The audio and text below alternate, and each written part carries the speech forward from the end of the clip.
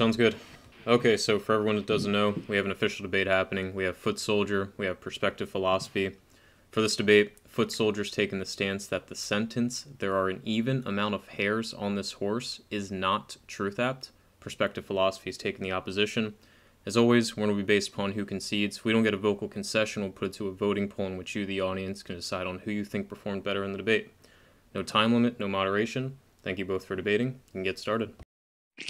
Okay, nice one. So it's a bit of a weird prop, so I'll introduce it with a bit of a story. So there's two men in a field walking along, and then they see a horse, and they point at this horse, and one of them says, "There is an even amount of hairs on this horse." Then the other says, "No, you're wrong. There are an odd amount of hairs on this horse." But most people would say that despite there being a disagreement, one of the two men must be right. It's of course a tautology to say that either the horse has an even amount of hairs or it doesn't. But my claim is something different, that this claim is not truth apt at all, right? So the claim that there are a specific quantity of hairs in a horse is a claim about something for which no knowledge exists or practically could exist. So although most people are tempted to think that there is a fact of the matter beyond perception, beyond the physical counting of hairs, the truth exists somehow in the world and we've just yet to discover it. This is actually an error in my position. So states of affairs can't exist beyond perception, as it's the mind which constructs states of affairs and recognizes what hair is. There is no mind independent hair because the concept of a hair is dependent on the mind. So if it's dependent on the mind, we can't say that there's a mind independent state of affairs which pertains to hairs, because that's just nonsense, because it requires a mind. So in this sense, it's not only epistemically irresolvable or epistemically implausible to discover the truth of the matter. I'm saying there is no truth of the matter unless it has already been discovered. So otherwise, you're just talking either nonsense in like a Wittgensteinian sense, or I would just say that the proposition is not a proposition, or the sentence is not truth apt. So perspective, is that sort of does that paint a clear picture?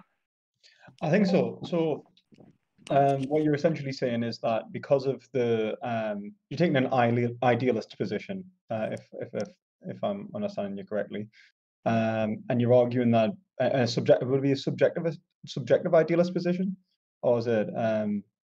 I'm actually agnostic. It could even be a materialist position, but all I'm saying is that the understanding of what constitutes hairs exists in reality. Sorry, in your mind, and is not part of reality. So there is no such thing. Although there might be molecules, even if you're a physicalist, there might be molecules of hairs that comprise hairs. To know what hair is and the difference between a hair and the skin that the hair is sort of embedded in, you require some understanding of what is the hair and what is the skin, and that exists in the mind. So if it all exists in the mind, then there is no understanding. So you'd just be like, you'd say physicalism is true, but you'd have to be a mereological nihilist in respect to it, right? Well, I mean, you couldn't say physicalism was true and then say all the concepts that, like, because I mean, it depends what we mean by true. You know, and then we're going to go down that rabbit hole. Because obviously, if you were to say physicalism was true and say that everything that, epistemic claims are entirely mind dependent, which means that they do not necessarily correspond to reality, well, then the correspondence theory of truth would be impossible. Yeah. So that you'd be essentially breaking reality up into a form of dualism. By saying physicalism was true, you'd be like, oh yeah, physicalism's true, but we can't understand anything about reality, and our language has nothing to do with it. And so when you're saying physicalism is true, what does physicalism actually mean there? It can't mean that reality is made of a material cause, like a material substance, because if it were, then you wouldn't be able to know anything about it, because you've already separated language from reality and its ability to correspond. So you couldn't say physicalism was true. But the point I'm essentially going to make is and I understand like your point's more nuanced than I was expecting in many ways, and I can definitely what's the word? I can definitely praise you for that. But I think that the Wittgensteinian attribution of language to reality is, I don't think necessarily to break down reality into into essentially in epistemics is entirely ungrounded, right? And I think you probably heard us speaking to Arco the other day about Robert Brandom and his argument of why language has to correspond with reality for it to function as it does. Now, we can go down that rabbit hole and talk about how language and meaning actually functions and how logic works and how there's an implicit acceptance of a reality from which P must correspond, which would then force propositions to exist, because otherwise our language wouldn't function without them. Or we can talk about the epistemics of whether or not an individual is capable of understanding something past their own perception. So one of the things I would argue firstly is that something going beyond one's own perception is different to something like going beyond mind. Okay, so I'm an idealist. So I believe in objectivity, but I also believe that all there is mind. This position sometimes gets characterized as objective idealism or absolute idealism. And the idea is essentially that individual minds can be subjective and separate from the fundamental conception of nature. So you can have someone who thinks about reality in a particular way, makes claims about reality, who perceives an aspect of reality, but not reality in its entirety, in its totality, right?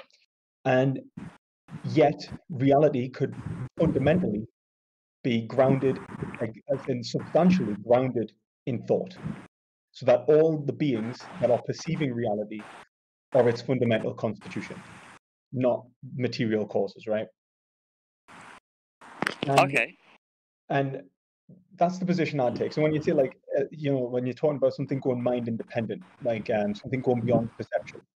So if I am incapable of perceiving at a given moment whether it is raining outside, that does not make that statement. Like if I said it is raining outside, that statement is true theft.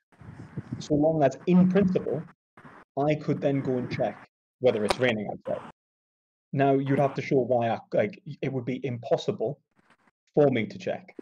If it was impossible for me to check, or for it to be proven true or false by another party, because it doesn't have to be me personally, then it would be not true theft, because you'd be showing that there's an epistemic impossibility there. It's either empirically unverifiable, like synthetically incapable of obtaining truth. Like for example, I don't know, there's no definition of rain from which we agree on, or something like that. Or we have no means to perceive rain in any physical aspect or understand it in any way. Or I never could. And that would have to be an argument that I think you'd have to present. The same with the horse. You'd have to show that I would be incapable of perceiving the hairs on the horse. Like I couldn't construct a machine that could count the hairs on a horse and tell me whether it was odd or even. In terms of your linguistic point, when you talk about the hair being separate from the skin and this all exists in mind, I agree, except I don't think that it purely exists in mind, in the sense that I don't believe that hair and what it is as a subjective mind independent product. I do not think it into existence. I simply divest it from the infinite existence, the immanent existence. So what I think we would both agree on is the immanent perceptual reality, like sense data. I think we'd both agree that sense data is the fundamental notion in which and not just sense, because we'll have not just eyes and ears and so on, but even like internal senses, like your feelings, your emotions, your internal stimuli, that the stimuli that goes on in your brain and that is in perceivable reality. That's like the fundamental product of your subjective experience, and I think we would both probably agree on that. At least I hope we do. Right. Yeah. So I think there's. Or what? Would you like to finish off that train of thought, or was? Yeah, I'll just quickly just finish. But essentially, that's not the limit. Like, we're not solipsistic, and I don't think that is the limit of our ability to make epistemic claims. Like, we can make epistemic claims past our own personal experiences onto the experiences of others, and onto the world which we share, the common experience from which we assert is the case to understand the world as a whole. So when we talk about reality and its fundamental constitution, and whether what exists within it, yeah, we do apply concepts which destroy the imminent experience. Like, we'll lose aspects of that experience. We'll lose, like, for example, when I say that this is a hair, I lose, it's only one single proposition that necessarily applies to that. I could also say that this is made of protein. I could also say that the atoms in this are primarily carbon, and I could make I could say this is brown. I could say I like this hair. There are like there's so many different propositions I can make in reflect to that metaphysical reality. However, it's possible for all of them to obtain at once, and that's actually fine. But when they do obtain, they give a particular deductive aspect which allows us to make inferential claims. So, for example, I say that this is a hair and that is skin. That allows me to say that perceptual characteristic X is available to be understood and therefore divestible from perceptual characteristic Y. And it's the same for someone else. And if we agree on those characteristics, that they are metaphysically available within our common plane, and we attribute a concept to them, we do not produce that reality. What we do is we divest that reality. We apply a concept to something that already exists and give it meaning so that it can be understood. We can ask questions and answer them, but we don't make it. We don't fundamentally constitute it. The fundamental constitution of that reality has and always will be thought. Okay, right, yeah. So a lot of really interesting points there, like some deep stuff there, and I think there's a couple of things, a couple of implications that follow from that. If it's not too windy, because now I'm getting a lot of wind. Hopefully, my hand is shielding from the wind to an adequate degree for you to understand me. But yeah, so Sounds fine, mate. Sorry. okay, cool. So what we've got on the table, I feel like we've got a number of points. Off the top of my head, number one would be you raised an issue saying that you might agree with the proposition. So it's not even like you would concede the debate proposition. You would just agree with it out of the starting blocks if we were talking about idealism, but you don't see how that would apply to materialism and some other metaphysical conceptualizations, right? So that would be sort of number one. So that's something we could work past, even if there was an agreement on the table under your own personal conceptualization of reality. Then you say that there's an epistemic issue with, like, maybe what we mean by the hairs and the horse includes hairs that are longer than 1 millimeter or something like this. So, but then if our understanding was different, hairs that are just any length rather than over 1 millimeter, then there could be multiple states of affairs which still obtain all in their respective ways, but for different questions, for different inquiries. So there could be inquiry A, B, C, D, E, F, G. They all obtain, but we have to know which one we're inquiring as to the truth of. So that's fine. I agree with you there to a certain degree. I'd say that it obfuscates what we are asking by hairs, and then that's an additional state.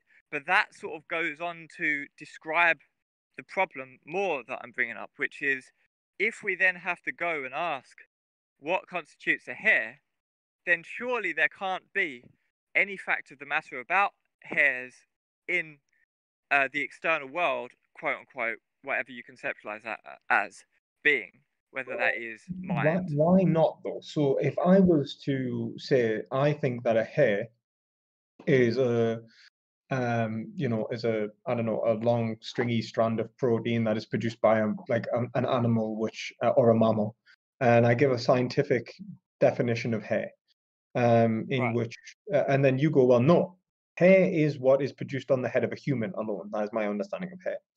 Yeah. And let's say I said that, right. Well, what I'm talking about on that horse, um, is this what I've described? Do you agree that this exists on that horse? So I say, like, like there's strands of protein that are being produced from its skin, like from its, like, it's like surface layer. Um, Now, if the person says, no, I don't, then we have a fundamental disagreement about uh, being, in which case our conversation goes down to metaphysics, and we either point to reality and the fundamental sense datum, and we go, do you not see this here? Do we not share this common plane of experience? Chances are we probably do, and we will. And if we don't, let's say you're blind and you go, no, I don't see the hair. Yeah. We don't share that. I wouldn't Um, have to be blind, but I could just disagree. I could be like, oh, that doesn't constitute a hair. What are you talking about? That well, hair's you don't. not I mean, embedded in the horse. yeah. I mean, let's say you don't. Um, I'm saying like let's say you're not picking up on the sense datum. So I'm talking about like a fundamental disagreement upon ontological reality. The only way that can be resolved is through. I would agree would be through in perceptual relations with others. Now, Yeah.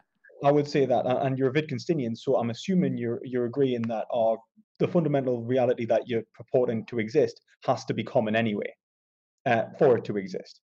So we would all, like, regardless in this situation, we're always going to have to go back. If I'm right and Brandon's correct, then our propositions obtain P, and they actually obtain reality.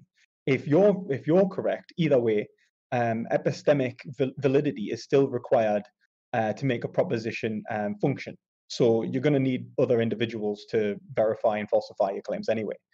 And so if we are having an ontological disagreement between two parties because they're not picking up on the same sense datum, so we disagree of whether there is an actual physical reality of a hair there, then it's always going to come down to adding more parties in, and creating methods which we would agree would scientifically verify or falsify the claim. But ultimately, it always comes down to approval and disapproval through various parties, right? Whether they rationally support that position, right? I agree with much of Um, this. I agree with that's much of this, but because it's what I all think.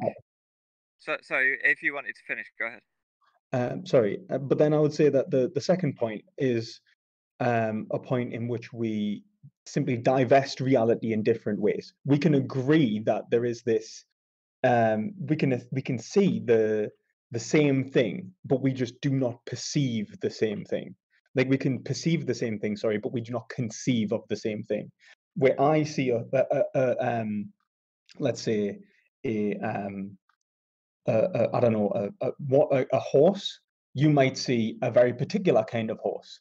That horse does not exist for me in terms of my conceptual ability to differentiate from other horses, and so I disagree that this type of horse exists, right? So you Right. go, well, like I don't know, like what's the type of horse? Like famous horse, like an Arabian like racehorse, right?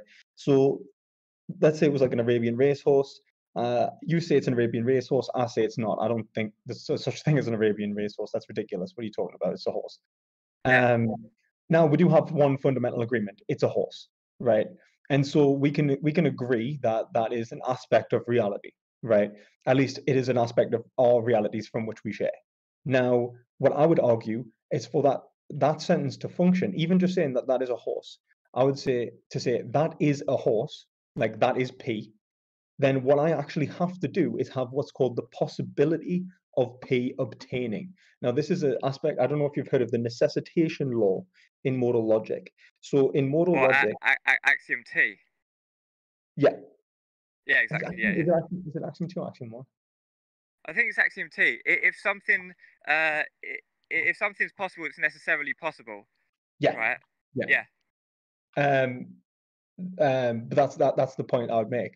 When you assert that something, when you say that something is P, um, for you even to be able to function, for it to be able to function as a language, to convey information and a concept to another. And in a concept here, I take to be a specific mental ability. So, in other words, the ability to convey the possibility of actually divesting reality in that way, then it has to possibly be able to be divested in that way. If it was not possible to see a hair, you couldn't say there was a hair. You wouldn't be able to make that utterance. It would be nonsense to both you and the other. But since we can have a conversation about how many hairs are on the horse, there must be the possibility that there is hairs on the horse. Whether it's truthapped or not, whether it's true or not, is a separate question to whether it's truthapped. But in this case, propositions must be truthapped against a common reality for language to function.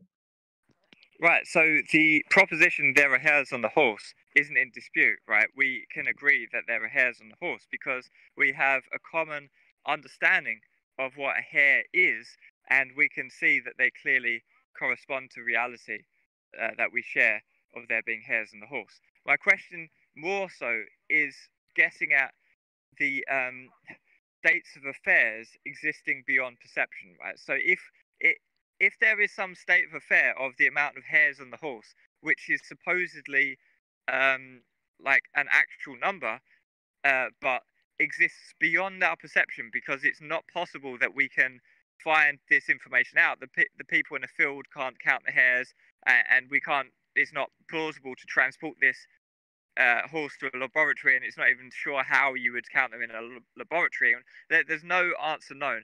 And there's no way of knowing how many hairs exactly would be on the horse. Then it's not that we can't come up with an agreement of what constitutes a hair. It's the fact that what constitutes a hair and the number of them does not exist in some way beyond our perception as part of reality that is unavailable to us, right? Because right, I get you. Yeah. And so like we would agree that in this case we would agree that like that there is a common reality in which we share, that the horse has hairs, that they that these are fundamental features from which we can agree on. Those propositions are truthapped and can obtain because we can go and test them ourselves in this scenario. Right. Yeah. Okay, that's great. So that's like first, like, you know, we'll overcome in many ways the problem of like a Kantian noumena there, like as in like a separation. But what you're saying is a point of pragmatism, if I understand you. It's a point that it's not that the ontology of the hairs being even or not is not real. It's that our epistemics is incapable of obtaining truth aptness because of our limited capacity and capability. Maybe not. Maybe what I'm saying is closer to a Kantian perspective. What I'm saying is, if we try and understand what lies beyond our perception, the thing that is obtaining to what, like regardless of the epistemic justification for believing this, what lies beyond our perception are no hairs. What lies beyond our perception is what just lies beyond our noumena. perception? Yeah, what lies beyond our perception? I mean, we can say that the actual number lies beyond our perception. You know, the whether it is even or not, like in terms of our immediate perception. But does all of like the fundamental constitution of the reality of the horse and hairs lie beyond our perception? Let's have a look at it. So if we take we're agreed, the horse has hairs. That's a common feature of reality. If we take Wait. That's a common interpretation of reality, right? But if I wouldn't say that the hairs exist beyond perception, is the point. Right. So what you're saying is that but then like it's like if you argue for idealism, then nothing exists beyond perception, and Kant argued for idealism as well. So Right. like, but then perception hasn't got to be. I argued this before. Like perception can be mind in relation to itself and others. So when we say what reality is what's perceivable, then it changes idealism from subjective idealism to objective idealism. And so there's a separation. We don't have a Kantian noumena anymore, because I could say that it's like your perception of the tree is not the Kantian noumena for me, right? Which means like even though it's not my perception, it's not separate and unobtainable. It's never absent, because for me to understand my perception of the tree, I need to understand, in some respect, your perception of the tree, and you would agree with this because you argue for Wittgenstein, who talks Yeah. about how language and so on functions. And so, Right. in this case, like there has to be some form of common experience for language to even function in this regard. So we can agree that at least, even if we were to say that like we'll have this kind of, you know, the only thing that exists is what is perceivable by minds, and walking along perceiving different things like flashlights in the dark, you know what I mean? The void around mind is precisely that, a void, right? And it doesn't come into being until someone turns that flashlight and looks at it, right? Right. Yeah. Yeah, I think that's what I thought you were getting at. And is that right? Yeah. So I'm approaching this from more of a transcendental idealism, but I'm saying that it's compatible with physicalism in the sense that I'm just saying that physicalism is noumenal reality, but the same problems or the same conceptualization of the world is true of physicalism as it would be with transcendental idealism, because we're just shifting what exists from the world from being like um, molecules and shit like this. Like with a physicalist account of reality, you might say that the hairs exist in reality, but no. All I'm doing is just shifting back where the objecthood lies, and the objecthood lies in our minds. So my account of this is compatible with physicalism, with transcendental idealism, and with objective idealism, but it's not compatible with subjective idealism, I don't think. But that Right. just gets you to solipsism anyway. Yeah, I was going to say like transcendental idealism, whether like it's kind of like because it's whether it's dual aspect or not, and then you know we've got all like I doubt either one of us wants to go into Kant, and that fucking absolute wormhole, that fucking black hole that is Kant. But but from what I've understood, I think I understand your position, and I think that's all that necessarily matters for this, which is essentially that what is capable of being truth apt or not is what is currently perceivable by minds. Right, yeah. Oh, sorry, is currently perceived by minds. That's your position. Yeah, or even perceivable in theory, right? If there existed some verification procedure for the hair counting exercise that we could easily perform and find out, it would be truth apt because an answer would be in reach. But if we're like saying things like, does God Right. exist? So like Then as if it's not we truth were apt. to extend the analogy, if we were to turn our torches to a different location, which like if I was to say if you turn left, you'll see a squirrel, and you stood in a dark room, you turn left, you point your torch, and there's no squirrel, or there is a squirrel. The proposition was truth apt because you could turn left and shine your torch at it. Yeah. And even though in that moment beforehand, when someone said the proposition or you said the proposition, you were not able to perceive whether it was true or not. So in principle then, so something is truth apt if in principle it can obtain truth. We agree on that. Yeah. Okay, cool. So in the case of the horse, right? Why, in principle, can it not obtain truth? Because it's just impracticable. It's Like not the whole. impossible. It's not impossible.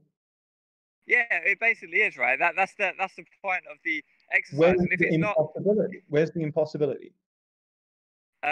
because like in the practical nature of the hair counting exercise, firstly you wouldn't be able to count the hairs in any systematic way because there's too many of them and it's too difficult. And even if you sort of somehow like plucked each hair and you killed the horse and then you plucked each hair and counted each hair, then I calculated there must be somewhere like it was late and I was just curious, but I calculated the surface area of the average horse is 6.7 meters squared approximately, and the amount of hairs per square inch is about 2,000 per square inch. So I calculated it's something like 25 million hairs. So it would take you multiple years to pluck the hairs, and by that time the horse would decompose, and so it's and we're in a field. The whole experiment is we're in the field. We're pointing at a horse and saying, look, there's an even amount of hairs on this horse. So it's just unless you were somehow able to transport this horse to a laboratory, and there was like some technology existed which I'm unaware of, right? And you could do that like and just verify it. Then I'd be like, okay, well, it is truth app then. But I'll just say that's sort of guessing at something different to what the point of the discussion was, because then we can just say a herd of horses in Africa. And if you say, okay, we're going to measure all of the horses, I'll just say all of the horses in the world then. It doesn't fucking matter. The point of it is something which is implausible to actually go away and empirically verify. That's sort of the point of what I'm guessing at with the horse You see, the point analogy. the point I would make is that, like, for example, if we were to, let's say, teleport this horse into a laboratory, it had a machine that counted all of the hairs on the horse, and we're able to see that it actually, in fact, had even hairs on this horse, right? We would then the statement would be true that, yeah. But like the thing is that because it's synthetic reality and it's an empirically verifiable or falsifiable metric, because it's empirical, I would say that and perceivable, like that I can perceive the hairs, I can perceive the quantity of hairs. I simply cannot perceive at this moment, I cannot be sure of the quantity of the hairs, right? So we agree that, for example, quantity exists in this scenario. We agree that, and that's in our perceivable reality. We agree that hair exists in this scenario. That's in our perceivable reality. We agree the horse exists. We agree on the fundamental characteristics of all of the reality. In which case, we have already agreed that some quantity, whether it is odd or even, exists. We have agreed that hairs exists, and we've already agreed that the horse exists. The only thing that we don't have is whether the horse, the amount, the fundamental equality, like the actual equality, the actual quantity of the hairs, right? Yeah, whether it's odd or even. Yeah. Exactly. Now, like if you were to say, is it truth that this horse has more than 4 hairs? I'd say yes, that's truth and true, right? If it's got more than 4 hairs, so we don't even need to talk about quantity existing. Of course, quantity exists. We just don't know the exact amount. What we can know about quantity is a priori, right? We can know that a number is either odd or even fundamentally by being a number. So if we've agreed on a quantity, then we can assert a priori synthetic through a Kantian position that the number of hairs on the horse must either be odd or even. If it's odd or even, then there is the possibility of obtaining. So Right. But I said this at the start. That was part of my introductory statement. That it's a tautology that either the number of hairs is odd or they are not odd. Right. That's a tautology. So of course.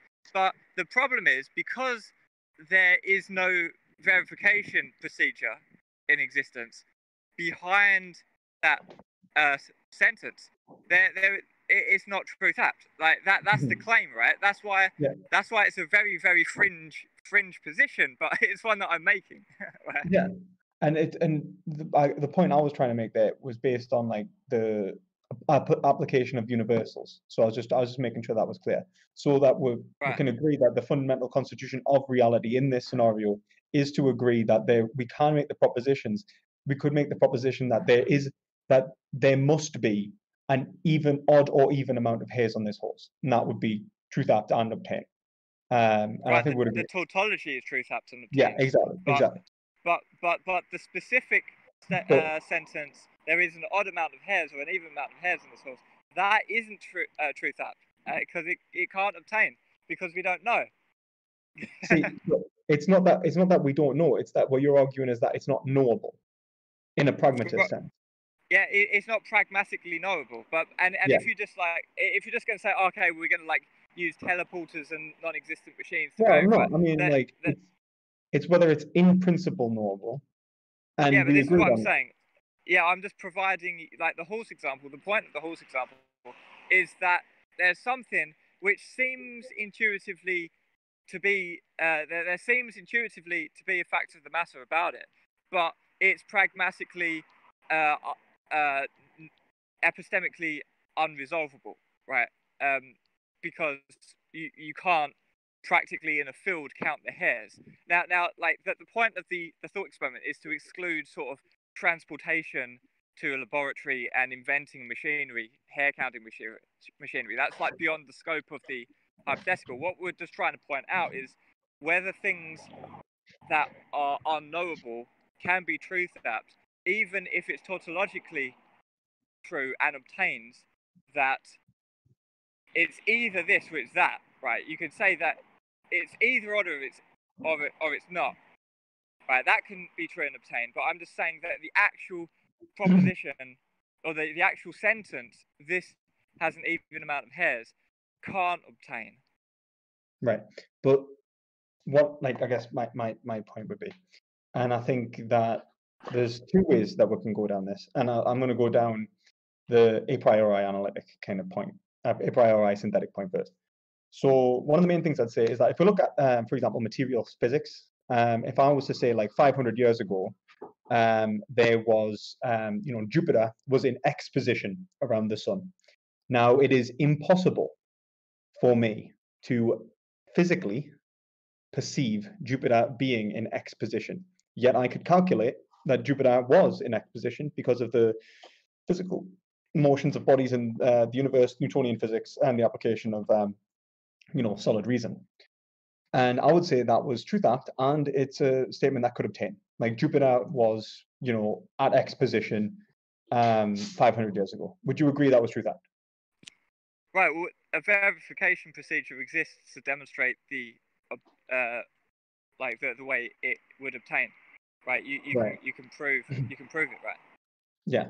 So if I was to say that there could be a verification, there's no reason to deny a verification principle in relation to a horse, which is in a field, which is composed of a physical reality, which we've agreed has fundamental characteristics which we agree on, and the understanding of the horse must comport to that physical reality. Is it possible, in principle, to create a calculation which would give me that empirical reality through pure deduction? No, because we're talking about odd and even hairs, and there's no. You would have to do some sort of inductive calculation of like multiplying the hairs per square inch, and you wouldn't get the accuracy to one hair. That's the point. It's impossible without counting It's them, and impossible you to get can't the count them. accuracy of one hair. Yeah, you can't. It's impossible to count them, and and so. How is it possible to get the accuracy to one hair?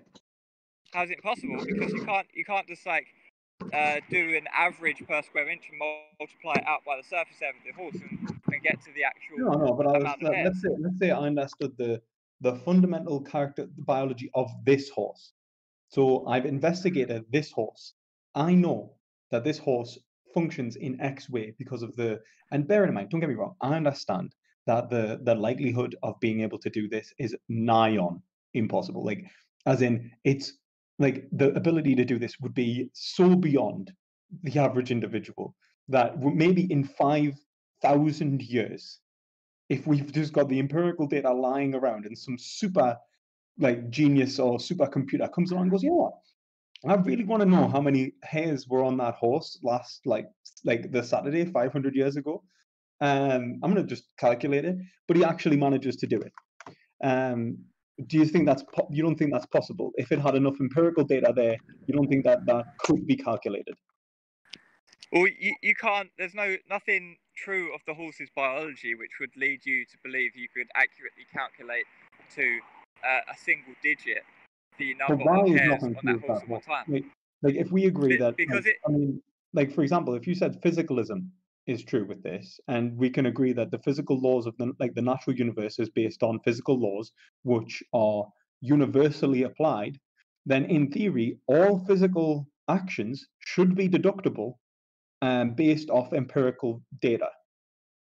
And that's kind of the Right. fundamental notions of physics, isn't it? Unless you're implying some sort of indeterminism into the production of haze on a horse, as in, like, through quantum dynamics, we cannot come to know whether a horse did or did not have X amount of haze, which is possible. I get it, and then, like, maybe then, but we're throwing my physics models out the window.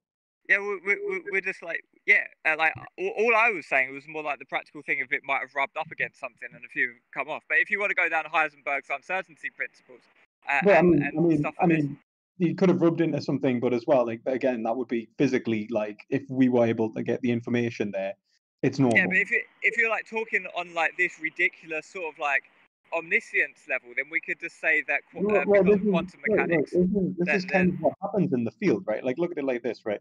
So people made the same point about God and the verification principle. You can only verify what can be, like the whole point of the verification principle is that unless it can be verified, it does not mean it, right? And right, someone turned logical around and- positivism, yeah. somebody just turned around and said, yeah, well, God could verify his own existence. Um, and that it did really hit hard to the verification principle, because, like, well, shit, like, but if we even just take, like, what truth is, like, in this scenario, to be modified, so what I consider to be justified true belief would actually modify over time. So I could say that there is an even amount of hairs on this horse. Like, if we were to say it's not truth apt for our generation, doesn't mean it would always not be truth apt. For example, I'm not agreeing that it's not truth apt, by the way, because I think that we could, in the scenario, in the fringe scenario, make it so particular that it wasn't truth apt, in the sense that it's not. Well, actually, we wouldn't make it not truth apt. We would make it unverifiable and unfalsifiable in that sense, and well, to us. But it's whether it would whether the statement itself is untruth apt, and then, like, did that horse actually fucking hell, did that horse actually have hairs that what to X amount would be truth apt, because then that would be in principle knowable. And that's kind of my point. Like, the point is that it's not to say that even if we accept that we could not at this moment understand how many hairs are on the horse, we can understand that there must be a certain amount of hairs on the horse, and that in principle, if we had the means, we could deductively determine whether that was correct or not. To say that it's not true Right. implies there would be zero possibility, none, nada, absolutely no chance of it Right, actually. Yeah, no, but right, Like, it's so not right, as well. Like, I will point out, you even said yourself, it's an ontological point, that it goes beyond, not simply because this is the thing. I came in thinking it was the epistemic point, which is what we've been debating now. But you Yeah. said that it's an ontological point. It simply goes beyond our ability to perceive. That it does not exist. Now, what I'm Right. saying is that it must exist, because we've already accepted a priori synthetic notions which we are actually running through, like quantity, hair. We've already accepted these universals, and we've already applied them to the object. So that it actually, tautologically, in your opening statement, it must exist. But whether, like, the number itself exists, is irrelevant to the point. It's like when Kant talks about space being infinite, it's not about space actually being infinite. He's kind of talking about whether we can the total size of space is inconceivable, so it's infinite kind of thing. That's what he's trying to get at. Well, the whole point is that it's not infinite, because we can then calculate the development of space, right? If it's comporting to certain values, and it's the same thing with the horse. If we understand the fundamental characteristics of the horse and of hair and so on, in principle, there must always be an answer based off of the notions, the concepts in which we've already applied. So we already have there is an even amount of hairs on this horse. If we accept the conception of even, we accept the conception of hairs, we accept that there is a horse, and we accept that that quantity of hairs applies to horse, even in a basic sense, there must be an answer to that question. If there is an answer to that question that in principle could be knowable, it's truth apt. Even if the principle is far-fetched, it's still truth apt. It's like in principle, if I was alive in 1066, I could have seen that Harold of Hardrada didn't die in the Battle of Hastings. Well, it's like a bit ridiculous. Wasn't alive then, but in principle, it's knowable. And if I was to say like Harold Hardrada did not die in the Battle of Hastings, even though that there is no way for me to go back in time and find out, I can. That is truth act. It is knowable.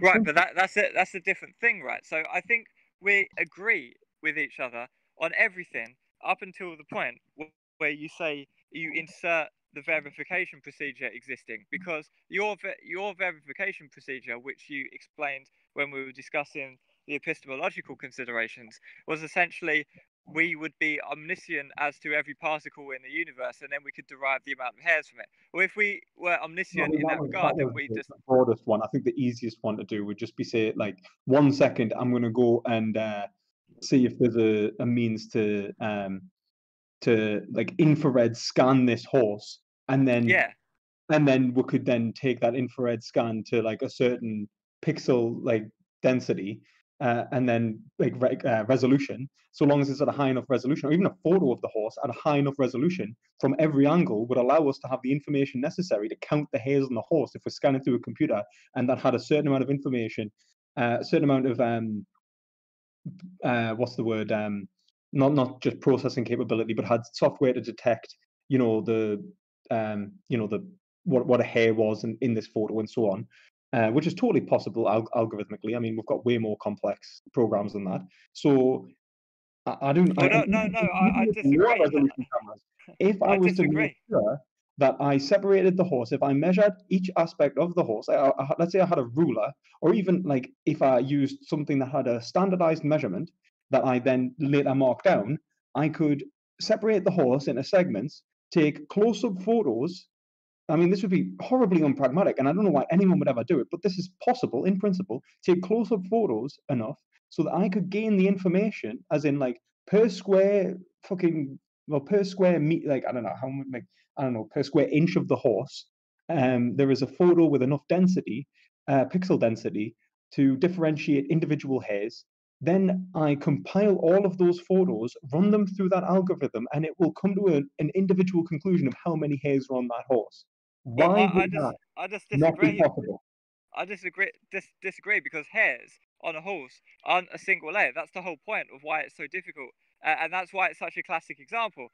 Because a horse has fine and coarse hairs, and on the outside is like what you see on its like coat is the coarse hairs, and underneath there's fine hairs, and there's fine hairs all in different places, and you only need to miss one single hair, and then you've bugged up your entire result.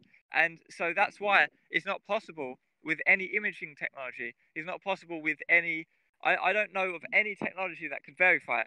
And the whole point of the thought experiment, I think that we're not investing a shit ton of money into inventing horse hair counting tech. Right, but I mean, it's impossible. But it's not impossible. I don't think it's impossible at all. I think if you're in the field, right?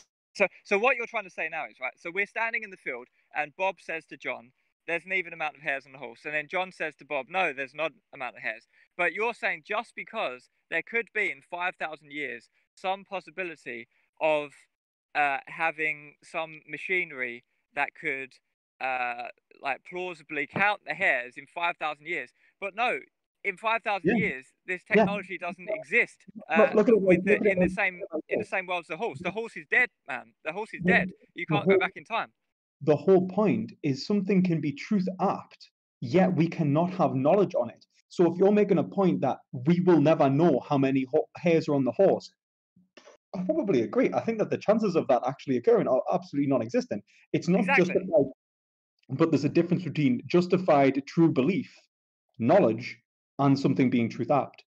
Now, if you're saying we cannot have knowledge on how many hairs are on a horse, whether it's even or not, yeah, I probably agree. I would say that the person in the field cannot have knowledge of that.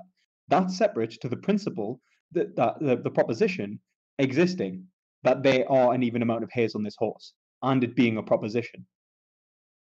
Right, but justified true belief isn't even going to be useful in this anyway. Like we could just Well, have it a is. conversation about. What you're saying is that, like, could we know how many hairs are on that horse? Yeah, no, I mean, like, it's like, could we know? In principle, yes. Do we know? Absolutely not. No, we couldn't know. That's the whole point, because in 5,000 years the horse is dead, so you can't count it. And in order to know how many hairs were on the horse 5,000 years ago, you'd have to know all of the position of every molecule. The whole point of giving you the time traveling example is to say that the whole point of principle, when you say in principle, you're saying, is there possibly a means of verification or falsification? Right? You don't even have to have the means right now. Is it possible to verify or falsify? Like, is it ontologically, metaphysically divestible from reality? Yes. Well, the point is, all of the mechanisms available to us to do it. We simply do not have the means to do it right there and then. Right, and then the horse dies, and you can never find out. But all the points that you've been arguing before are like, oh, well, can we calculate it with modern technology where the position of Mars was? Well, yeah, we can. In principle, like, theories of how we could possibly verify or falsify. The point is that it doesn't even, like, the point is it doesn't even matter the verification principle that we are going to, like, sorry, it doesn't even matter the method of verification in which we applying. What matters is the verification principle, as in what necessarily needs to be there for this to obtain. And what we agree is that there is the ontological reality that there are that X amount of hairs on the horse, and in which case there is a knowable metaphysical ontological truth there. It's truth apt. But I don't even grant you that. To agree with it, like, to understand it. Well, you agreed there before as well. Then you try to say that it goes beyond our perception, right? In terms of the exact amount of hairs on the horse. Yeah, the exact amount hairs of hairs the state of affairs doesn't exist. Look at it like this. When I look at the sky at night and I see stars, right? I don't see every star in the sky. I don't see every single individual point of light. And I, there's so many things that I don't see in the sky at night. But if I was to say that there are stars throughout the known universe that go beyond my ability to see them, that would still be truth apt. Like, for example, we can assert the notion of something like, for example, like when a scientist goes, the Higgs boson exists, right? I think that the Higgs boson exists. He doesn't have empirical data to support that, but his hypothesis is that the Higgs boson exists, right? He hasn't even constructed an experiment to prove the existence of the Higgs boson. And luckily, we've done that now. But the statement, the Higgs boson exists, was truth apt.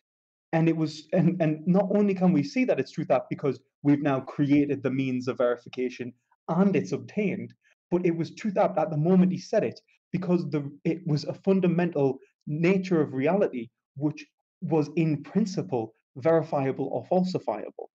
I disagree, man. Whether we actually did find the Higgs boson is separate to whether his proposition was truth apt. You can make a proposition that will never obtain knowledge, like never obtain truth. Like, that's fine. I disagree. At the point of making that statement, it wasn't truth apt because there existed no verification procedure. It was just sort of an assertion or a theory, right? Which was great. I'm not saying that it's meaningless. I'm not asserting something like logical positivism, that it has no meaning. I'm just saying that it's not truth apt. Like, there's no, you can't assign a truth or falsity to it, right?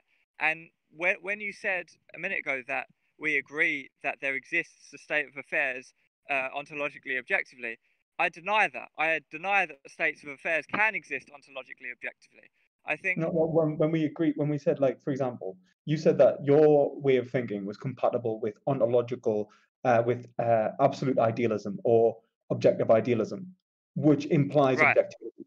So unless you're saying that it's not compatible, then we agree that. Well, the thing is, the only way it's compatible is with objective idealism is if the only way it's not compatible, like if you say that objective idealism is like a Berkeleyan conception with God, as the unity there, No, then God knows. I'm saying the Hegelian conception of Oh, well, mind. then it's compatible, because if you're going to say God, then fine, you've debunked me if you invoke God, because then God knows, right? That God knows the amount of hairs. But if you're going I'm to not have that cheap. Don't worry, I'm not that cheap. I'm not gonna.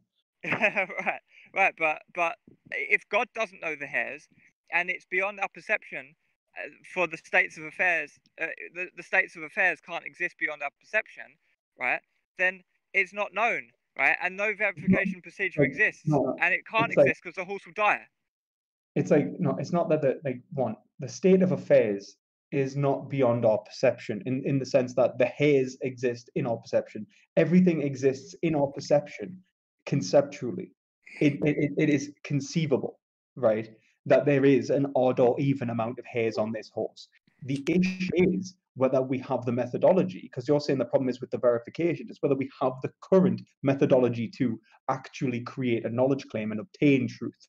Right now, I'm saying that your argument there is one on epistemics, which relates to knowledge. You're saying there is no true justified belief of there being an even amount of hairs on a horse, or there is no true justified belief of there being an odd or even amount of hairs on that horse. In which case, I would say you're absolutely right, Footsoldier. That's absolutely the case. But there is a separation between a proposition being truth apt and a proposition being truth apt and obtaining. The proposition being truth apt is the case. It's the case because in principle it can be possibly known because of the fundamental objectivity of reality between subjects, between the understanding of mind. Like there The, is the, yeah, like the whole point of, like, for example, objective idealism is to say there can be material whilst the fundamental nature of reality being thought. That, like, I can see that that is a chair and that that chair is made of like fabric and so on. And when I look at that chair, it has material characteristics X. However, that material and everything about that is fundamentally existing within mind, not one mind, not two minds, but mind itself, right? And right, like right. this is even this is even just in a Hegelian sense that it's a perceivable reality, right?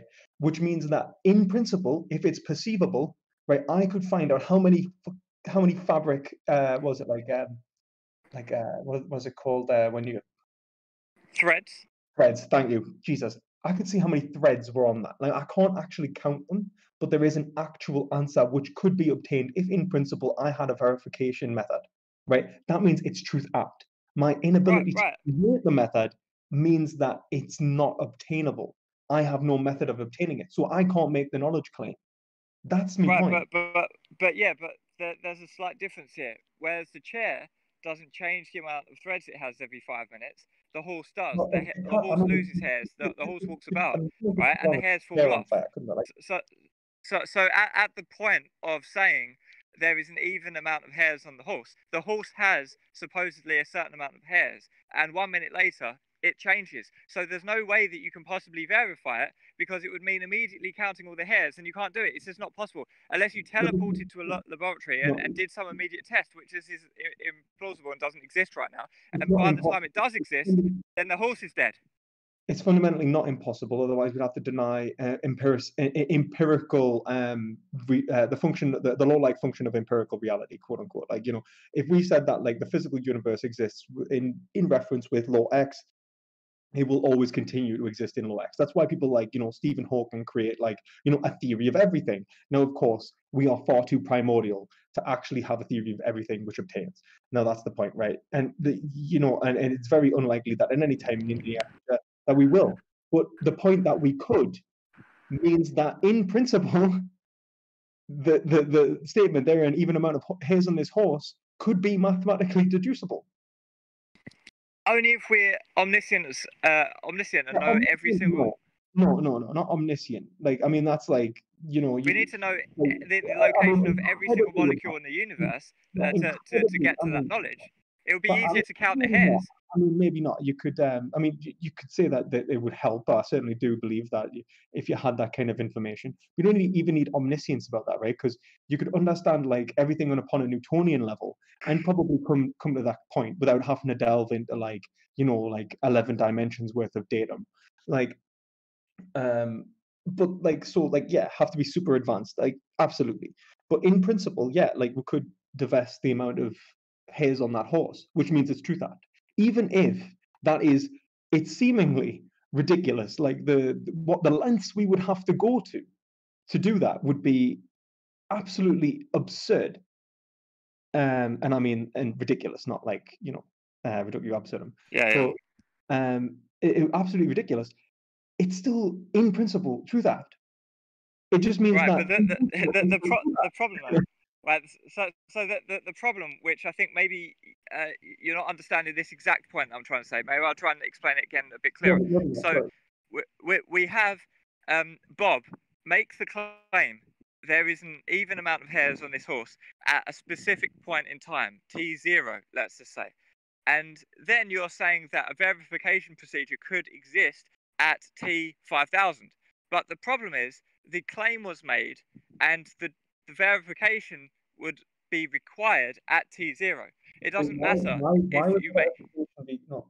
Like why would a proposition require a verification method at the point of it being made for it to be ontologically possible for it obtaining truth? Remember, like obviously you said yourself that the proposition functions in such a way, sorry, like we're agreed that the concepts involved are ontologically agreed upon, that the ontology of this scenario is knowable in theory, right? Like, as in the concepts of hairs, the concepts of quantity, and all that, right? The physical reality which can be measured is perceived by an agent, right? Well, we perceive states of affairs and agree upon them. The states of affairs don't exist themselves ontologically, objectively. Well, we'll get back on that because we've had that part in a minute. But Right. what But we that's the crux of the dispute here, I think. yeah, Perspective. but then I said that we've already agreed upon the notions available for this anyway. But unless you're saying you're denying that hairs exist themselves, in which case then the concepts available, like the conception of reality, is not being agreed upon, and then we'll need to have a metaphysical debate. Right, In no, terms but that's what we're sort of needing to do, right? Because I don't think the hairs exist unto we- themselves. we- Like, a hair doesn't exist, but we can perceive hairs. that's not what you're saying when you say the method of verification has to be available at T0. Because when you're saying that the method of verification has to be available at T0, you're not disputing the conceptual nature of reality. What you're doing is, like, as in, like, the object is there, it has hairs, it's a horse, and that horse has a quantity of hairs, and that quantity is odd or even in term, but but it is unknowable. Fair enough. Like we could say that, but that's all agreed upon. It has hairs. It has a quantity of hairs. That quantity has to be odd or even. You even said that's all fine. The point of what you're saying is that it specifically has a particular number of hairs. You are pointing towards the particularity of the case as being the Well, point of it breaking down, that the universals applied would not allow you to gain such information. Yeah. Now, I well, understand. more specifically, like, we agree that our perception of what we perceive to be a horse, our perception is that the horse has hairs, and we perceive that the horse has some large amount of hairs, but we cannot perceive the exact amount of hairs. We can perceive that that what we perceive to be hairs in um, and what we perceive to be a horse exist, but we don't perceive the amount of hairs, and so we can perceive that there's more than 4 hairs or more than 10 hairs, but we cannot perceive the exact amount of hairs. And all we can do, and because the exact amount of hairs is beyond our perception, and there's no way to perceive the exact amount of hairs, right? Because the hairs don't exist that we're perceiving. We're perceiving something in noumenal reality as hairs, right? Does that clarify it a bit? Everything is So just a perception. yeah, well, I would agree that I would say that everything's not just a perception. Everything is thought, and that thought like can exist beyond perception, in the sense that like an Well, individual's but perception. it's either thought or it's perception. It's either thought or it's perception. right? Because either you're denying the external world, in which case it's all thought, or you're accepting the external world, in which case it's all perception. And if it's thought, then you're Well, no, accessing no, some. you Sorry. can like look at it like this, right? Like the point is, like, when I'm saying that, like, when it's thought, like, but I would say that perception and sense datum occurs in thought and occurs in mind. So like it's not like there's no issue there. Like, and when I say perception, and I would say that, like, what we agree on when you say perception, it sounds like what you're saying as perception is agreed upon reality, right?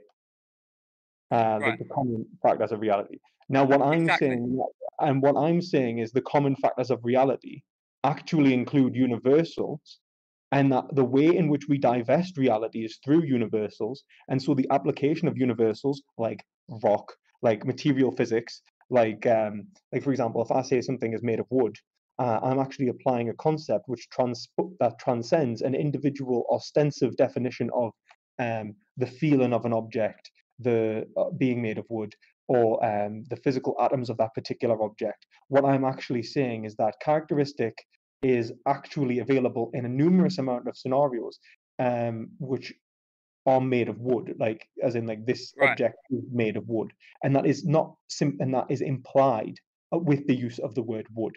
That to use the word wood in a particular sense would prevent the function of a language, because you are like we would have to ostensibly be in direct relation to every physical object, and that would require and that would actually be it would be against the Wittgensteinian position of truth that you're presenting, which would be more of like a Geachian position, which concepts divest reality, and instead would be a Right. But notion of empiricism, which would be, direct relation. And since we don't agree with that, yeah. you would agree with I'm us not saying that any of that. Yeah. universals, I'm yeah, agreeing that you can have these concepts of wood, right? But they just don't have any Platonic ontology. But you agree that, right? I mean, like, yeah, I'm not a Platonist, but Yeah. like, Exactly. Right. what I'm saying is that the universals themselves actually are what we agree upon is like the ontology of reality. When we are talking about something being made of wood, what we talk about is the experience of wood throughout all of our lifetimes, throughout all of every individual's experience of wood, and we can also transpose that upon every single tree that is possibly in experience. Like, so, for example, I can say that the Amazon rainforest is primarily made of wood, right? And that'd be a truth apt statement. I can't go and verify that. I could say that all the trees in the Amazon rainforest are made of wood, right? I can say that, like, for it to be a tree is made of wood. That's analytic, right? Now, Right. the point of what I'm saying is that these universals can obtain reality beyond the perception of any individual agent, and if they are perceivable by agents, that is the fundamental constitution of reality. That's objective idealism. It's not saying that, like, what is in existence is what is ever seen at any given individual moment. It's to say that existence is, for example, the black room from which we're stuck in with flashlights. And if I point my flashlight in any given direction and I divest that reality was there before I pointed my torch at it. I simply could not know it. If that's why I made the point of saying if you were in a pitch black room and somebody gave you a flashlight and said there's a squirrel to your left, that proposition is obtainable because you can turn and point the light, right? But not only Right. that, But we agree. it's obtainable because in principle, even if you didn't have a light, and let's say you were stumbling around in the darkness trying to find a light, if in principle you found the light and then pointed it at the squirrel or in that direction, it would be possibly obtainable. This is my point. So long as there is the possibility of the concept of odd or even obtaining, in principle, just the possibility, and that can be 1 in 100 million or 100 trillion. It could be the most unlikely thing in the known universe. It does not matter because it is still truth apt. Well, I would just say just like go down guessier cases in that sense. I don't feel like because on your analogy of like being in a dark room with the spotlight, it's like you're saying if you turn to the left you'll see a squirrel, but then you say, or if you look in the other room you'll see a fox, and then I'm like, okay, well how do I go in the other room? And you're like, oh, you can't go in the other room, and I'm like, okay, well I don't know if there's a fox there or not because it's Well, in the no, other no, room. I no, can't no, go there. no. I mean, saying you can't go in the other room implies impossibility. If I Yeah, said exactly. I don't know, That's what if my I claim is. said That's my if I claim. said I don't know how to get to the other room, That's separate. Well, if I'm like, I don't know how to get to the other room, and I try and I fail, and there doesn't seem to be any Oh, way to really? get to the other room.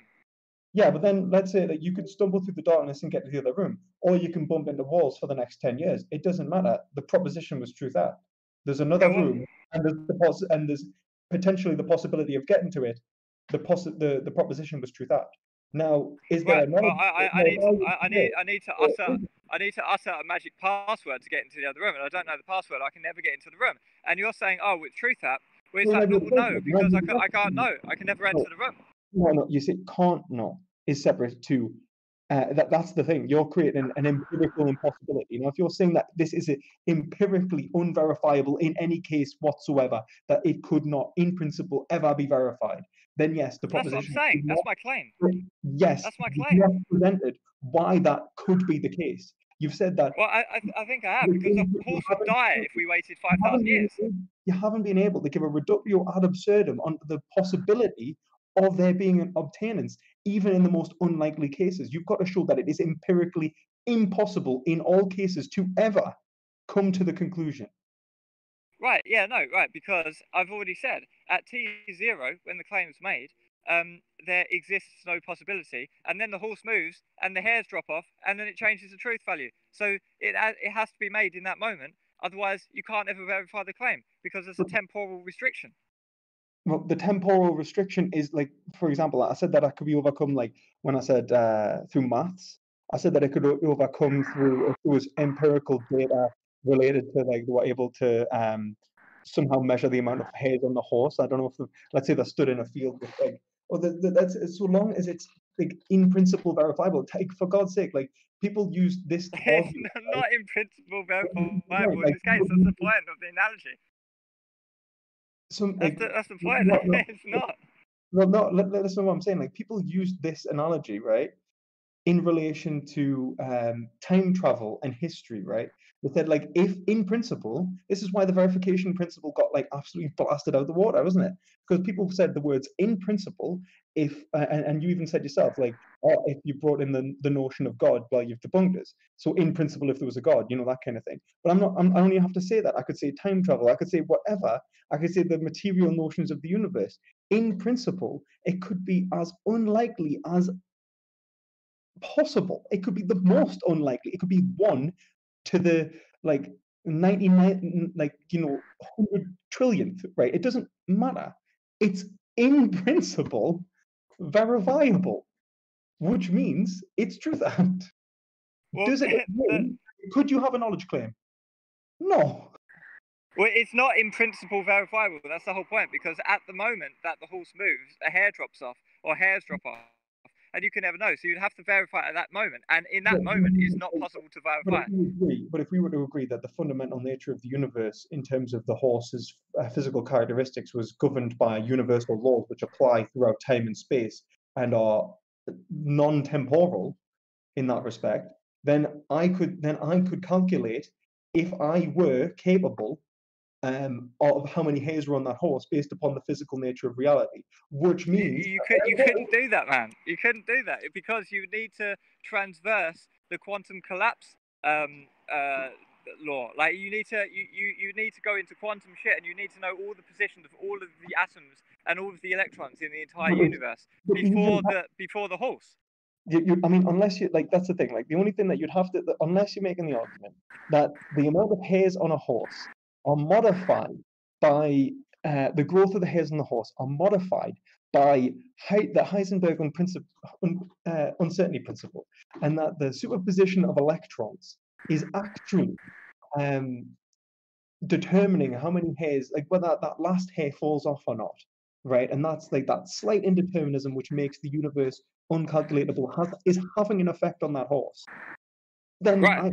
I could make a position, and even then I could make a position that was truth apt in the sense that like they look at it like this. Like I could say that anything like for example the movement of planetary bodies to a certain degree. And what if I'm on like like within like a meter, 2 meters, 3 meters, right? Whatever. Normally it's like a lot more than that, but whatever. Now, let's say we managed to boil that down to the point of an electron, right? Which is the point of uncertainty, like the point of like the most fundamental, basic points of experience. It might be that it's like 1/trillionth of a hair may fall off. Not a hair, not a like body of hairs, a trillionth of a hair, or hair might grow, just poke out above the surface. Like this is the kind of like quantum uncertainty that you'd be dealing with. Like when we're Yeah, but talking about look. I think what you're doing in is which forgetting the case, fact that the horse no moves about. empirical claim, The in the which case, horse. no The, empirical claim about particulars can ever obtain, and that's what you'd be asserting. yeah, but that is sort of like right. We can't make truth claims in a world of mereological nihilism where objectivity doesn't exist. But to talk about the horse and But talk that's about not that quantum. doesn't deny objectivity. That I mean, what you're denying there is essentially like the possibility of knowledge. No, because knowledge is Deny only objectivity, available that's in a never language said game. that. Not knowledge is that which is coherent with the language game, right? So we don't have any knowledge of the noumenal reality, right, or Well, yeah, but whatever there's no we such thing call as that. noumenal. The point of my argument was that there's no such thing as noumenal reality because what you'd have to show is that there is something is absolutely unknowable. Like, can you give me the position which shows why something is always unknowable? I can't try to do it, but he was a, transcendental idealist. He was like and he relied upon like a subjective notion of experience. Can you give an argument within a Wittgensteinian position that is not refuted by Brandom? Well, Wittgenstein himself says that the limits of my language are the limits of my world, and we're Yeah. running again up Yeah, that's against the walls of our cage. I said, but not refuted by Brandom. So when Brandom says that the limits of the function of language is fundamentally reliant upon its ability to possibly obtain reality, how would you respond to that? Sorry, say that again. So when Brandom says that the way in which grammar functions is to present the necessary possibility of P obtaining truth, of actually obtaining P, that it has to be that there has to be the possibility that this object is identical with itself because logic functions that way, and if it wasn't possible that this object was identical with itself, then the grammar wouldn't function. So if I was to say that there is a horse, there has to be the possibility that it is a horse for the grammar of that sentence to actually be understandable. If there was no possibility, then you wouldn't have a notion of what I meant by horse because there would be no ontology there would be no grammatical structure being held by logic. We would be in absurdism. Well, the horse is a function of our language game, right? That it's our equestrian language game. It's not saying that there exists some material horse for which my word horse corresponds to. That's what Brandom's denying. He's saying that the function of, let's say, a noun relies upon the possibility of it actually obtaining reality for it to function as a noun. That our grammar, when it relates to objects, and even when and even its relation to itself, like that certain words actually obtain certain meanings, that they rely upon on them actually possibly obtaining that meaning. If they didn't possibly obtain that meaning, it would be absurd. That's the point. It would be morally impossible. They obtain within the language game, right? They wouldn't obtain, no, but that's the thing. Like that's the thing. For them to actually function as a language game, to even correspond information to one another, there has to be the possibility that logic must function. You must be able to possibly divest my meaning and the concept that is being conveyed. Otherwise, it would not function, which implies that there has to be a point in which P could obtain P. Right. P obtains P within the context of the language game, right? And to say that it requires some correspondence of the external world independent of the rules of the game or the understanding of the game is just a misunderstanding of Wittgenstein. I'm not sure what the point is. Presupposing certain rules which allow it to function is what I'm saying. There is an ontology inherent to that implies a non-solipsistic universe. Right. And a, Yeah. and a non-absurd universe, which means that this ontology requires a small notion of objectivity, of which has to exist between agents. P has to have the possibility of obtaining P for it to be P. Yeah, but what about let's say that the horse, what my perception of the horse is a horse, but we don't have to look in the box, in the beetle box, to find out what horse means, to see if the beetle in the box is P. We don't care if the beetle in the box is P. The beetle in the box could be A, B, C, D, E, F, G. It doesn't matter. The beetle in the box could be anything, but just as long as the box is labeled P, then it's a horse. But if we even agree that there's a box, man, like it's like the point is that for me to go like there is a horse, right? Or like there is a beetle. I don't know what the hell do you mean by a beetle? And you go, that thing. And I go, what thing? And we're in this permanent absurdity where every time you try and assert a definition, there is no imagery, there is no possibility of a rule being constituted. That is what I'm saying would happen if there was no ontological foundation. Well, there is an ontological foundation, and that's our perception of whatever that is, and I'm But that agnostic to whatever perception, that if is. you don't agree that perception has any common ontology, as in Wait. being in relation to one another, we have already been perfectly incapable of forming a game.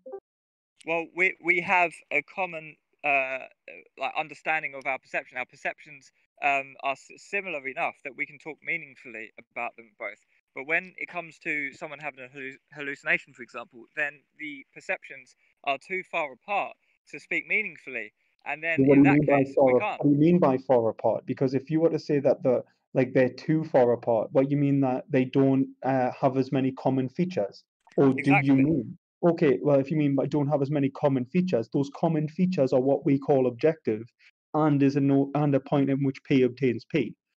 Right, That yeah, would be. but I agree, but you don't have to sort of But what you're use that saying, to presuppose some sort of like but ontological what, but hair.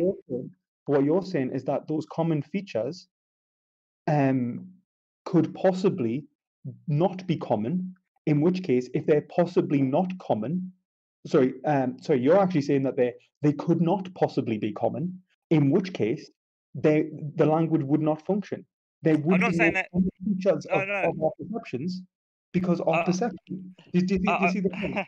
I'm saying that the hairs are a common perception, right? But someone could come on LSD and be like, "Oh, there are no hairs," right? But But I our think common perception is of when we hairs. talk about the horse, we're already way too far ahead that language game, right? Like if we go back to the position, let's say, of Wittgenstein when he starts the book and he says slab and he Yeah, points at a slabs. rock, and it's just like what is a slab, blah blah blah. The ontological like characteristics has to be agreed upon usage. I completely agree. Conceptual divestation of the known universe, right? Of the knowable Right. universe. And I completely agree. But the point is that for P for that to be a slab, right, there has to be a common aspect of our reality. If there was no possibility of that, right, actually being a common aspect, right, then it would never obtain. There would be no possibility of obtaining. So every time someone spoke the word slab, even if they act as if it did resonate, like they think they understand, there would be no possibility of understanding. No such thing as knowledge could ever exist. So like there would be no actual game. We would be stuck in that subjectivity permanently, right? Right. But Capable of teaching private language. so slab and hair are our perceptions of whatever it is, the external world or the ideal or whatever that is, whatever we're perceiving. Slab and hair But is just.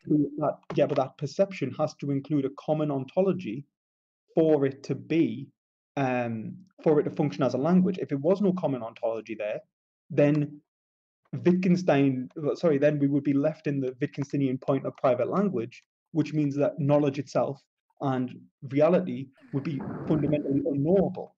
In which case, you're not denying the truth I'm not of space arguing energy, you'd be I'm denying not truth I'm not arguing for itself. private language, man. I'm not I know arguing for you, private language. I know you're not, which is why I'm saying that what you already by asserting the Wittgensteinian position, you're already forced to accept a common ontology.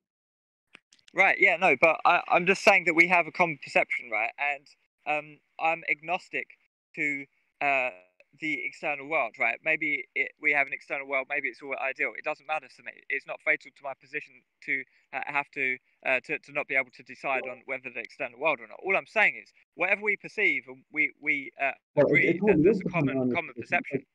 What you said in your position was that it could not possibly be known in any case in principle because it's ontologically absent from our ability to perceive, as ontologically non-existent. It's noumena, Well, right? hairs, right, are a concept. Hairs are an intuition of an understanding of something in our perception, right? Because if you didn't know what a hair was, then you wouldn't know what a hair was, right? It's just an understanding of the perception, right? The hair doesn't exist in reality as a hair. The hair exists in reality as whatever exists, and it's our perception. It's like we're looking through glasses. We have glasses of perception on the world, and it's like the glass is always green tinged, but we see everything as green, and so we think that reality is green.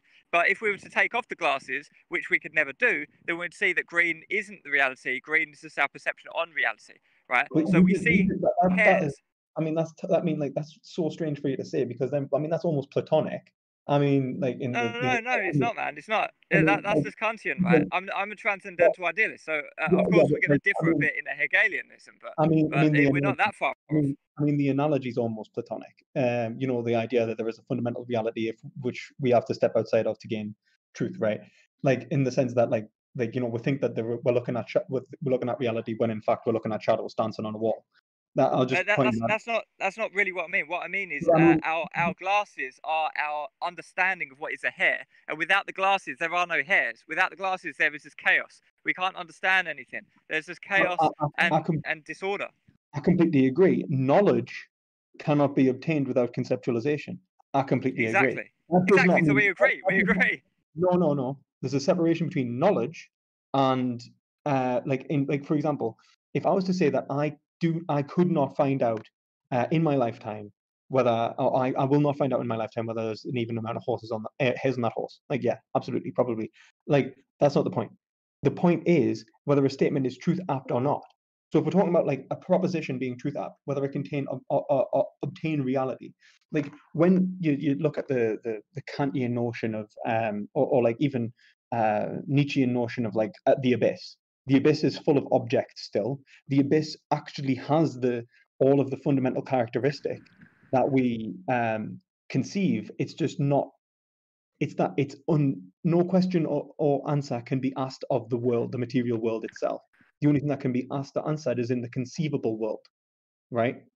Now, what I'm saying is that linguistically, that like all of the concepts available are available to us to divest that metaphysical reality. That the only point you're making is that it's not pragmatic for us to do it. What I'm saying is that I agree that it's not like ultimately probable that we'll be able to do it, or even likely that we'll be able to do it, but it's possible. In which case, there is the possibility of P obtaining P. If there's a possibility of P obtaining P, P is truth apt. Whether it obtains or not is separate. That is knowledge, true justified belief. Right.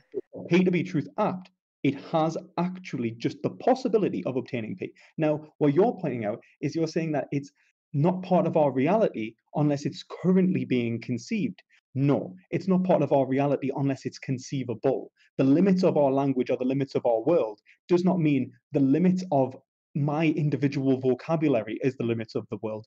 The limits of language itself, its ability to divest metaphysical reality is the limits of world. And our Right, but limits I agree with all of this. The only step that we don't agree with, right? We agree with everything at this point, right?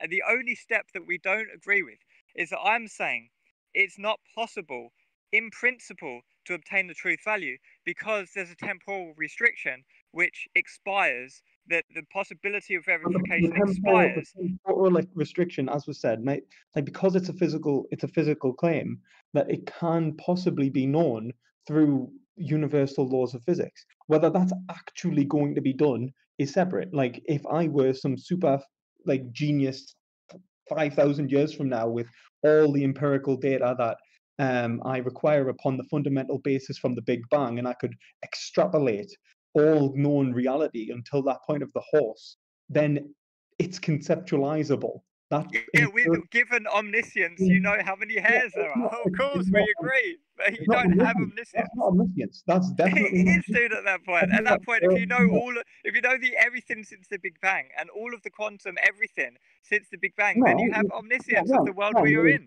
There's no reason to think that it's necessarily need quantum dynamics to do this, right? Like it's like I can predict the motions of bodies, for example, like the planets, because of Planets are easily predictable because they go round and they don't go anywhere, right? The horse dies. Saturn doesn't die and disappear.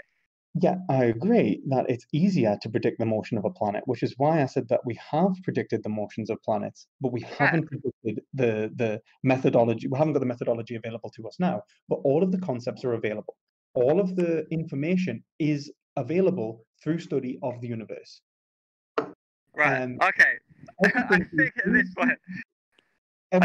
point, dude, we're gonna have to probably just go to closing statements and then put it to a vote because I think we agree so much, man. That the disagreement is literally only now. We've basically just systematically worked through it and we've agreed with everything. The last thing that we don't agree on, which is the crux of the entirety of everything, seems to be whether or not there is an expiration date on the verification, right? And I think there is, because in 5,000 years the horse is dead, and if you look at the Big Bang and know everything since the Big Bang, then it would imply omniscience, and then you would know how many hairs there were. It's the possibility of verification, and the possibility is near infinite. Right, yeah, okay, well this is just something that we disagree on, but we seem to agree on everything else. Well, let's just go to closing statements, man, because this has been like the most bizarre debate probably that you've ever had, and I've ever had at least. But we've like passionately debated this extremely ridiculous fringe thing. I think the point of it all was was metaphysical and about verification, about logical positivism, and all these sort of like cool things. There was a lot of implications of the hare and the horse thing, but at its root, on the surface, it looks pretty silly. But yeah, I think we've had a really nice, passionate conversation. So I think what we should do now is just go to closing statements and summarize where we are. I guess I can just go. I think we both at least iterated our opinions fairly well. At least I hope so. At least for like, and at least in great detail. And then I think so long as we're like, we'll give our closing statements, I think that the audience should be able to like make a fair decision. Right. Yeah. What do you say? You wanted to give a closing statement or not? Yeah. Okay, cool, man. Do you want to go first or shall I? I'm indifferent. Which would you prefer, mate? I can just go first. So I'd say, so I've established the proposition, and it seems that perspective philosophy agrees with all of the reasoning that would lead us to accept my proposition. However, it just comes down to, after a very long discussion with a very nuanced and intricate sort of like inquiry of all of the different aspects involved, it seems that it's come down to me saying, well, it's in principle impossible to count the hairs on a horse at this point in time, whereas minute possibility of obtaining the truth value of the hairs on a horse, and because there is this minute possibility, then it is in principle verifiable, therefore it could be truth apt. I just think that it's impossible to verify the hairs on a horse, and the point of the hypothetical was just to come up with something which is implausible to count the hairs on, so we could know we could see if it was truth apt if we couldn't in practice know something, right? So I'm pretty sure that perspective agrees with me enough to almost agree with the proposition, but not enough to actually agree with it. So I think it's been a very fun chat. So anyway, that's my closing statement and perspective, if you'd like to go ahead. Yeah. So again, thank you for the debate. I do appreciate this, Footsoldier, and it's been very interesting. I think that our fundamental disagreements are twofold. The first is ontological. You seem to believe that simply because something goes beyond our immediate perception, that it is unperceivable, that it is beyond our ontology of our experience, that it is separate and unknowable.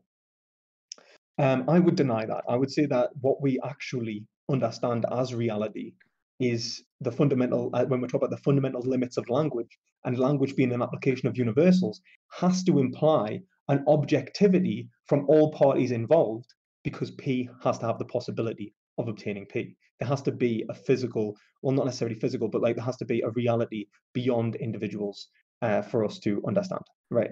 And I think that's implicit within the Wittgensteinian position. So when you argue for Wittgenstein, I would say that you've already accepted that there is a world that is non-noumenal, that there has to be the possibility of obtaining. You've rejected this absolute void that goes beyond perception, and instead you've argued that what exists is conceivable. What I'm saying is that all of the necessary tools to conceive of the answer in this scenario are available to us. The answer is indeed conceivable. Now, the epistemic point, which is the methodology.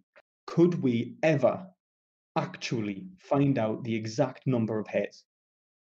We probably won't, but in principle, we possibly can. And that is all that necessarily has to be the case for P to obtain P, or have the possibility of obtaining P.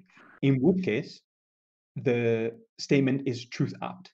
Now, whether we can make a knowledge claim, as in whether an individual would be justified in saying that there are an even number of hairs on the horse, or justified in saying that there are an odd or something alike, is separate from the fact that it could be known, or it is possible to be known, that the proposition is in theory, in the most remote circumstances, knowable, that there is an answer that could be divested from reality conceptually, right? And in which case, the proposition's truth apt. Now, that's my point. Footsoldier, what you're trying to assert is that because it is not knowable at this point in time, that it is not knowable. That is not the case. Instead, it is in principle knowable, therefore it is possibly knowable. That's what separates a proposition from a knowledge claim. Now, if we agree on that, then we can say that there is that it is a proposition and that it is truth apt. And we can argue the fact that you called it a proposition in the first place implies that it's truth apt, but I'm not that that much of a bastard. But the fact that it's a proposition is, I think, the case, and I think obviously the case, and that's how it functions. So thank you all for listening, and yeah.